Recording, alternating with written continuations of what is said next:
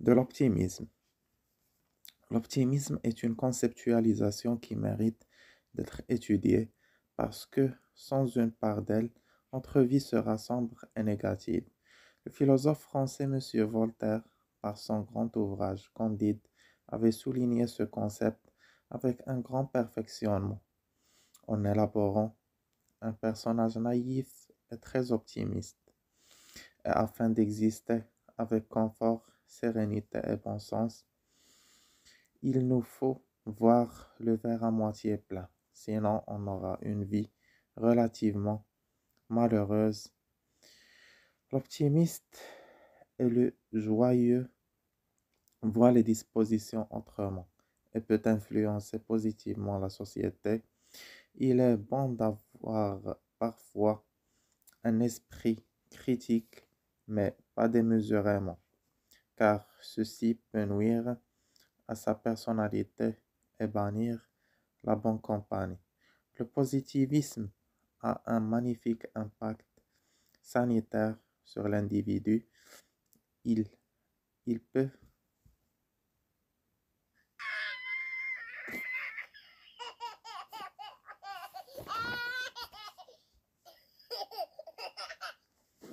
Il peut épanouir le système immunitaire, fortifier le mécanisme cardiovasculaire et diminuer l'hormone du stress qu'est le cortisol. Également, rendre la personne sociable et ayant un très bon relationnel. Aussi, ça peut nous rendre courageux et plein d'énergie, ce qui nous permettra de confronter les contraintes et les obstacles de la vie avec courage et dévouement. Cette thématique est vraiment intéressante car en l'étudiant, on pourra bénéficier de ces idées positives, garder toujours l'espoir d'avoir un futur épanoui et un avenir prospère. Ainsi, en cultivant une attitude positive, on pourra même augmenter notre longévité car la personne aura une santé mentale épanouie grâce à la bassesse des niveaux de stress, une immunisation renforcée et un mécanisme cardiovasculaire sain et plein de vie. Cette théorie peut même influencer positivement la guérison des patients parce qu'un malade avec une bonne mentalité, une meilleure psyché, une immunité solide et un cœur fort et valide peut se rétablir rapidement. Également qu'il est disposé ouvertement à la prise régulière des médicaments et au suivi des conseils de médecins. Ce sujet, ce sujet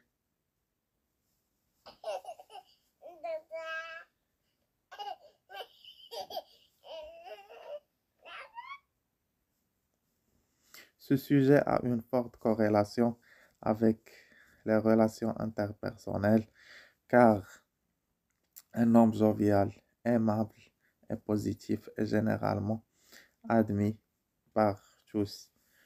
De plus, il saura créer des relations durables et solides. La positivité est une disposition qui pourra mener vers la réussite matérielle, morale, professionnelle, etc.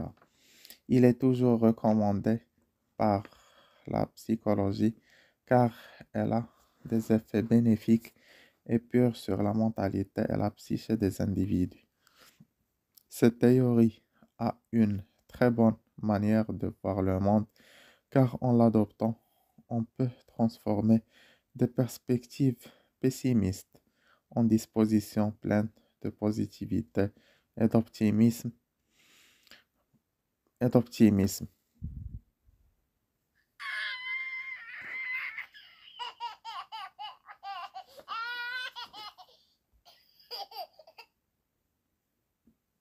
Et d'optimisme, car par conséquent, cette attitude est très recommandée aux sociétés, surtout aux pays en voie de développement, qui nécessitent un bon traitement de positivité afin de changer l'inconvénient en avantage dans le but d'accéder à un avenir meilleur et prospère.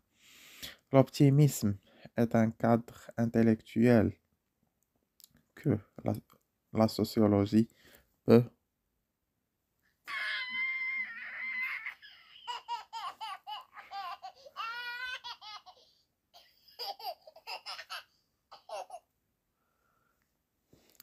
la sociologie peut s'en intéresser dans l'intention de voir comment conjointement à cette théorie les individus peuvent se comporter et quels sont les aspects de son influence aux inégalités sociales.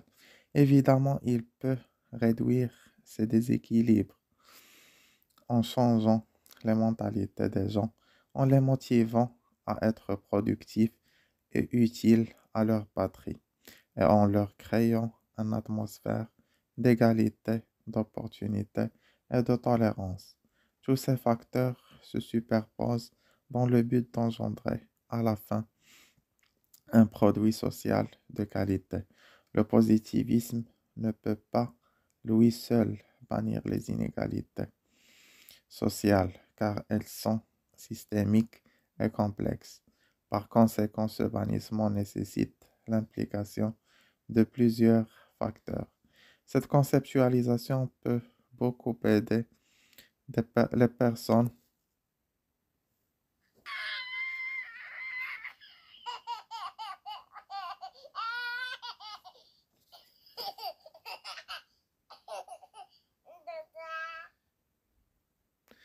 pour beaucoup aider les personnes vulnérables et défavorisées en leur permettant de devenir confiantes et pleines d'espoir, en leur donnant la chance de saisir les opportunités et de surmonter l'adversité, notamment les difficultés sanitaires, les problèmes financiers ou la perte de travail. On constate que cette disposition a des influences vraiment positives et constructives car elle touche la quasi-totalité des contraintes qui affectent la population en leur favorisant les conditions et en permettant tout ce qui engendre la difficulté et l'incapacité ont des dispositions de bon sens et de forte capacité à gérer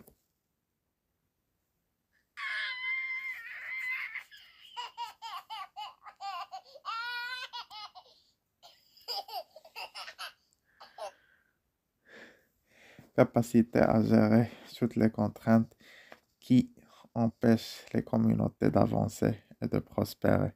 Creusons davantage dans ce contexte. L'éducation a une relation étroite avec la notion de l'optimisme, vu qu'elle inculque aux appartenants, aux apprenants,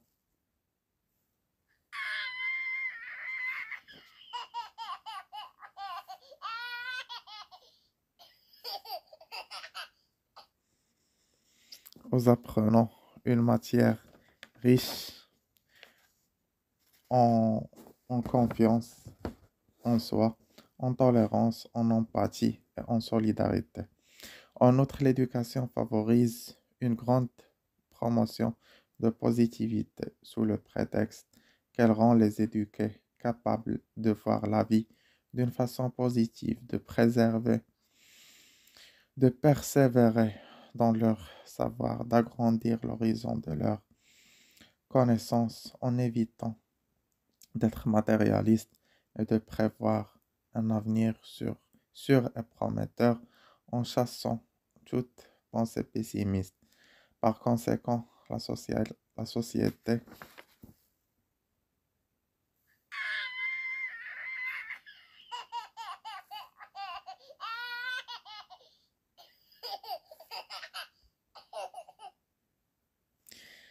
la société aura un produit éducatif à la hauteur de ses attentes qui pourra optimiser le lendemain de la contrée vers la croissance et le développement. L'accompagnement du positivisme à l'éducation formera un intellect culturel auront des apprenants qui saura se comporter avec intelligence et bonne adresse, avec tout, tout type de conditions ou de situations pouvant arrêter le déroulement de l'amélioration de l'état des nations. Être un élève optimiste engendra un meilleur cursus éducatif pour atteindre finalement la productivité espérée et la bonne citoyenneté souhaitée. En somme, ce concept est très bénéfique et constitue un ajout positif qu'on peut appliquer dans le but d'obtenir des résultats satisfaisants et constructifs. Cependant, l'optimisme n'est n'est pas une solution miracle qu'on peut souvent s'en appuyer, étant donné un excès de positivité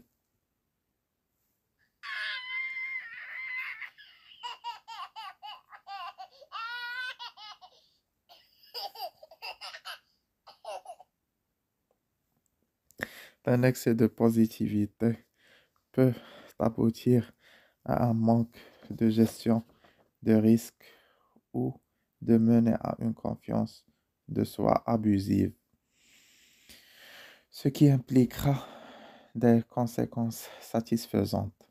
Alors, il est acceptable d'être attentif et appliquer ces dispositions d'une manière équilibrée et juste. D'autre part, il faut bien souligner que ce concept a des, a des effets bénéfiques, surtout sur les relations interpersonnelles, du fait que la positivité puisse admirablement guérir des interactions conflictuelles ou des contraintes relationnelles en prévoyant des solutions sages et constructives. Vraiment, l'optimisme est une bonne manière comportementale.